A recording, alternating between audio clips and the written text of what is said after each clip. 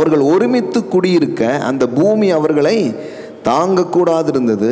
அவர்களுடைய ஆஸ்தி மிகுதியாக இருந்தபடியினால் அவர்கள் ஒருமித்து வாசம் பண்ண ஏதுவில்லாமல் போயிற்று. சொல்லப்போனால் இது ஒரு நல்ல பிரச்சனை. என்னங்க பிரச்சனையை போய் நல்ல பிரச்சனைங்கிறீங்க? ஏன்னா பிரச்சனையில் நல்ல பிரச்சனை ஒன்று இருக்குது பாருங்களேன். பைபிளில் நிறைய நல்ல பிரச்சனைகள் உங்களுக்கு வரும்னு போட்டிருக்கு தெரியுமா? நான் ஒன்று ஆசீர்வதிந்தேன்னா இடம் கொள்ளாமல் போக மாட்டோம்,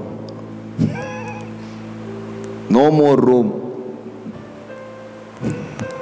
என்னங்க ஊற்றிட்டே இருக்காருங்க, எங்கே வைக்கன்னு தெரிலங்க, படகு நிரம்பிக்கிட்டே இருக்குங்க, அமிழ்ற மாதிரி இருக்குதுங்க, வலையே கிழிஞ்சு போச்சுங்க, பேங்க் அக்கௌண்ட்லாம் ஓவர்ஃப்ளோ ஆகிட்டு இருக்குதுங்க, பேங்கில் கூப்பிட்டு பேசிகிட்டு இருக்காங்கங்க.